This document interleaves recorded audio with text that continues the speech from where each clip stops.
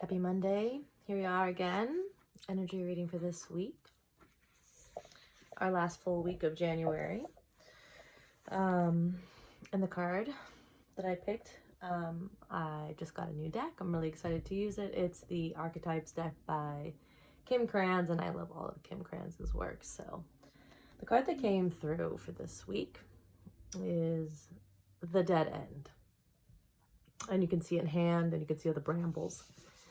And it's really like a moment of stopping, pausing, and understanding that the way that you were trying to go is just not the direction for you.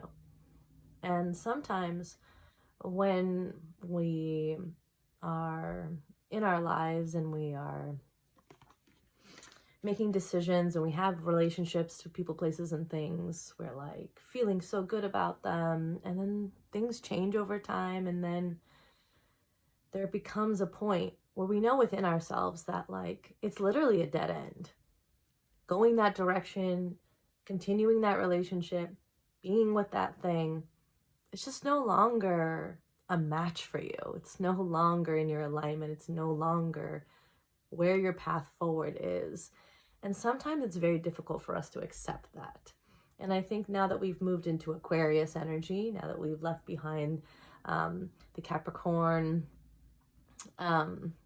phase, our season of Capricorn, right? We're ready to think outside of the box. We're ready to start to accept that we're in the midst of winter, but spring is on its way, and that means new things are coming. And I know for me personally, March is a huge month of new things happening.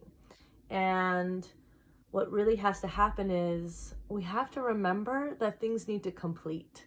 They need to be finished. There needs to be a doneness about certain things in our lives. And we can't keep dredging them back up and getting back in there and doing the same thing. Personally, myself, I've been really looking at my relationships to my previous partners. And there is a part of me that felt very sad and stuck and wanting to give all of itself in a relationship to people, places, and things, like, and this isn't just one person, this is many ways that this manifests, and I just hold myself back. And the card for me is really speaking to me about like, this is a dead end for you. You need to accept that putting yourself on the back burner and allowing other people's wants and needs and desires for your time and attention, for your validation, for my love, right? It's not going to lead me in the direction that's really going to serve me, that's going to nourish me, and is going to bring me in my higher purpose. I even have to look at my relationship to myself and choosing that, right? Like, it's really my responsibility. It isn't about the other person. It's about me deciding that I no longer want or need that same lesson over and over again. Like, it's a dead end, everybody. It's time for you to accept that. And change is sometimes the most difficult, thing to accept, is like, we can't do it like that anymore. The way that you were doing it, yeah, it worked for a time, but now it's no longer working. It's time to shift. It's time to change. It says here that in most stories and movies, the moment that the protagonist reaches the dead end, something riveting happens. We are ready to be riveted. We are ready to find something else that is going to feel that it welcomes us in. Like, I'm really looking at the energy of not chasing things and knowing that in my magnetism, in my ability to be the magnet, that whatever is going to come next is really what's meant for me. And I will know, right? I'm going to trust myself. I'm going to feel safe in my body. I'm going to really be able to recognize what's meant for me. And I pulled some clarifying cards from the Unknown Wild deck, also by Kim Krans, right? This is a matter of going within and feeling within the body what is your yes and what is your no. This is a cultivated practice. This is why we meditate. This is why we do inner work in the shadow, so that we can understand where we have acted previously that are no longer serving us. And in the dead end, it's also important to understand that you no longer need to heal the same thing. For me, I've had this beautiful lens and ability to reflect, right, about how I have been continuously choosing partners who, for one reason or another, it was never going to work out. And I purposely chose the thing that was never going to work out because it was good enough for that moment, right? It was enough of what I needed to get by. And if I'm going to choose something different, it's going to have to be through the completion of the energy of me just compromising, knowing that there is something more, and I have a clarity of vision of something that's bigger and greater for me.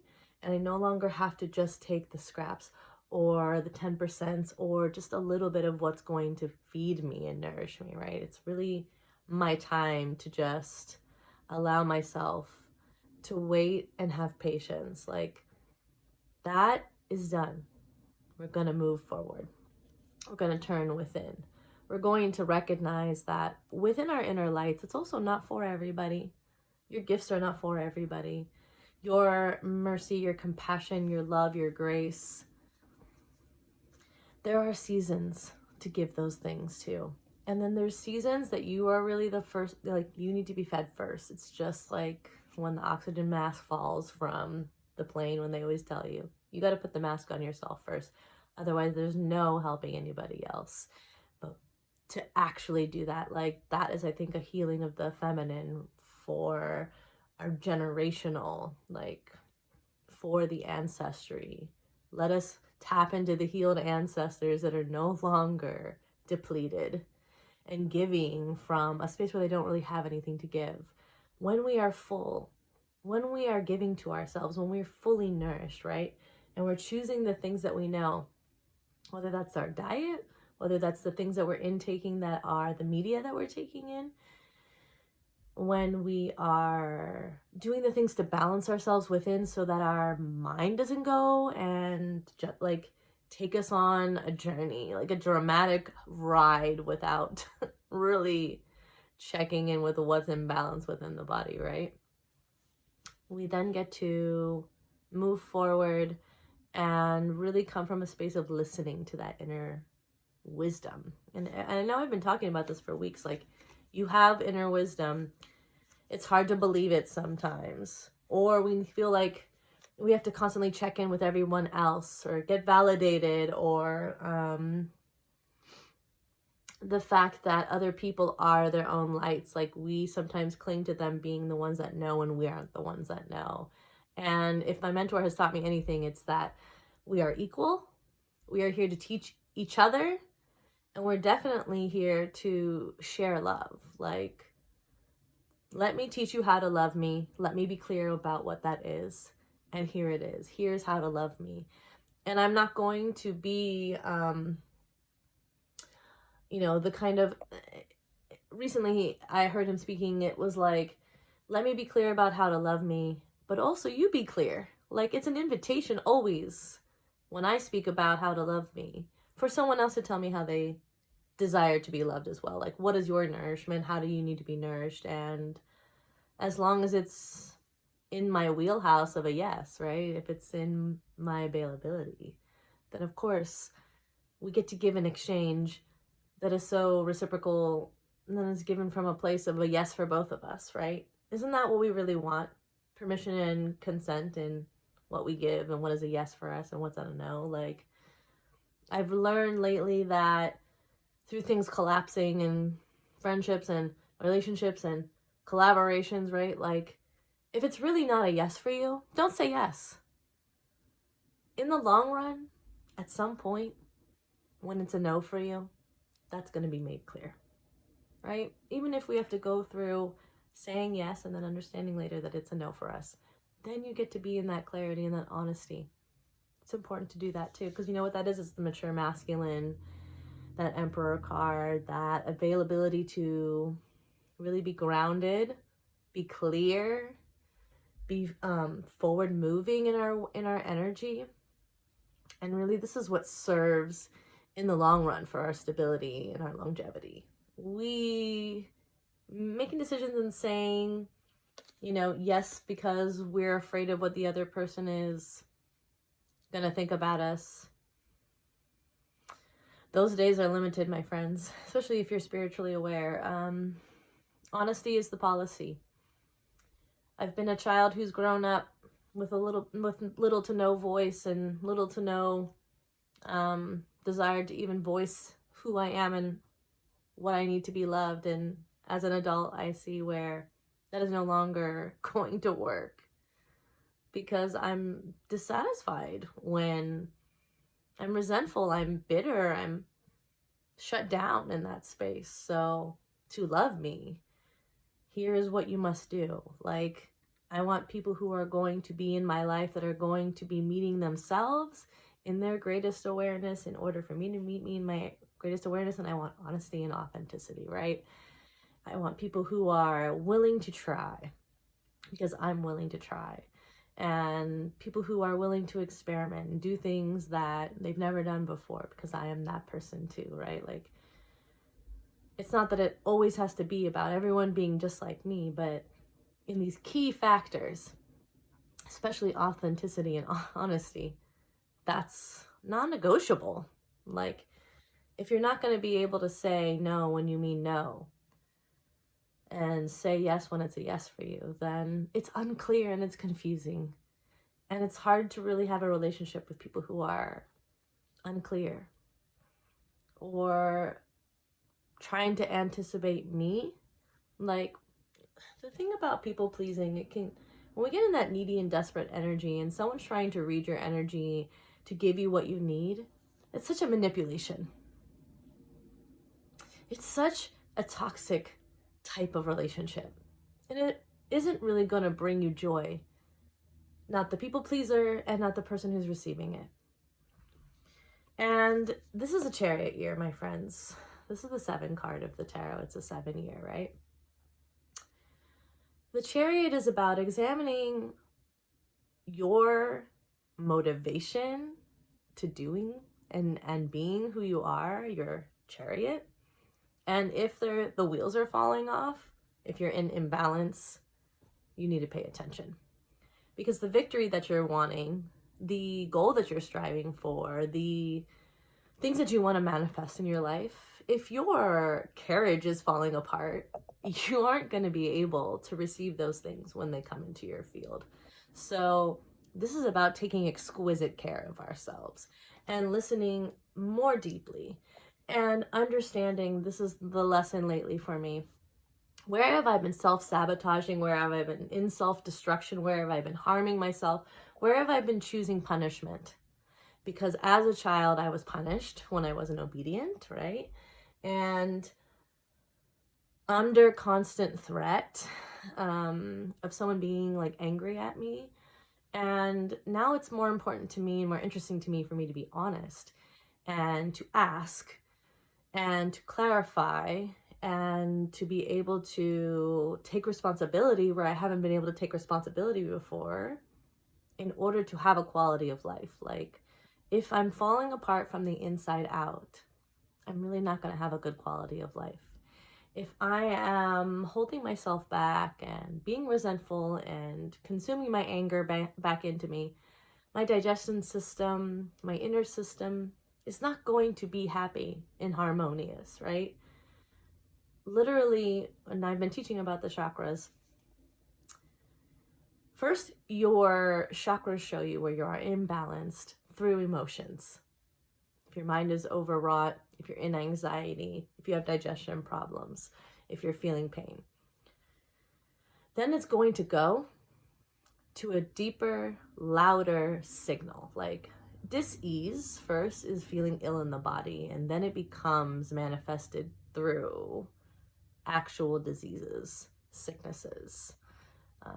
And that's your body shouting at you. Like, you've been ignoring me for so long now, so I'm just going to turn it up.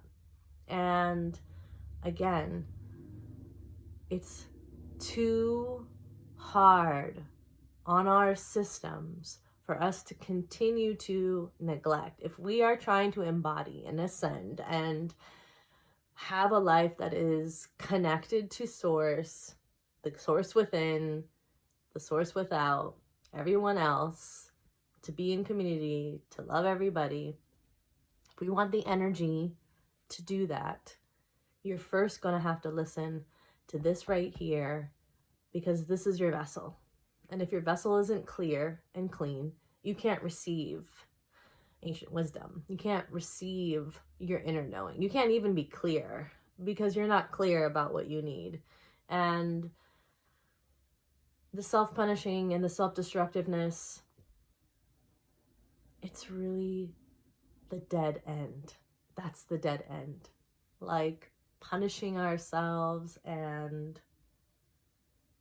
ignoring where we are harming ourselves, right? That's the dead end. So if you want to be welcomed into what the other side of the dead end is, right? Here, what does it say? Reflect on dead ends in your past that have led to unimaginable wonders. The moment you accept the ending, a feeling of grace will arise. Doors begin to open both inside and in the world. When you accept the completion of something, it then allows for you to have whatever is next. And it takes its time sometimes coming to it. You have to go on the journey more. You have to keep walking forward, right? To go to victory, you're going to have to build a sound chariot to take you there. And it's built in that stabilization, and it's built from looking within at the light within you. And it's kind of like, if not now, then when? You can keep manifesting harm. You can keep people pleasing. You can keep being insecure and feeling unsafe in the world. But once you know, you actually keep bringing yourself back to that knowingness. It's like you can't sleep once you're awake to it, right? And it's really our responsibility to both ourselves and to the world, the collective, right? In Aquarian energy, you care about how it affects everybody else.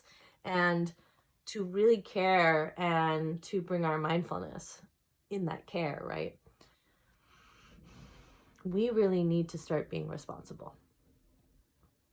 We really need to respond to when we aren't doing well, so that we can be the wellness, and we can receive the wellness and find the support and be supported, in order to hold the light so that peace can be an option for everybody in the world, right? If nobody can be in their wellness, then this world isn't going to go well. And if you can be responsible for yourself and remember that taking care of yourself is your number one priority, then you can also show up for everybody else after that, to be of service. To heal our traumas means that we can be of service to the world. The healing of your traumas is of service to the world. In whatever way you show up, in whatever way you're doing that, because it isn't going to be manifest like someone else's. This is also very important, is you need to translate your form of service that isn't translated by other people's experience. It like, don't be me. You can't be me. And actually, it's not really to be a fraud and to just copy someone else. It's not authentic, everybody. It's not honest. So you're going to have to do it for yourself. You're going to have to do the work, and you're going to have to figure it out. And you're going to have to wake up to who you are in order to clarify for the rest of us. And there we go. Then you'll be able to teach us how to love you. And then we'll be able to come together in a mindful, conscious society that holds that collective desire to know who you are, desire to know who each other are, respect for how we are the same, respect for how we are different. Because this is how it's going to work from here forward. If we continue to pull, you're like this and I'm like that, we're never going to be the same, I'm right and you're wrong. That kind of polarity isn't going to ever bring the collective together. So it's now time that we come to know how we can be responsible for ourselves in order to show up without shame and guilt, without anger and resentment, for what the greater cause is. So, in this final chapter, may we all be blessed in the new things that we're manifesting, because they aren't back there anymore. We're not going to go back there. That's the dead end. We're moving forward. Thanks, everybody.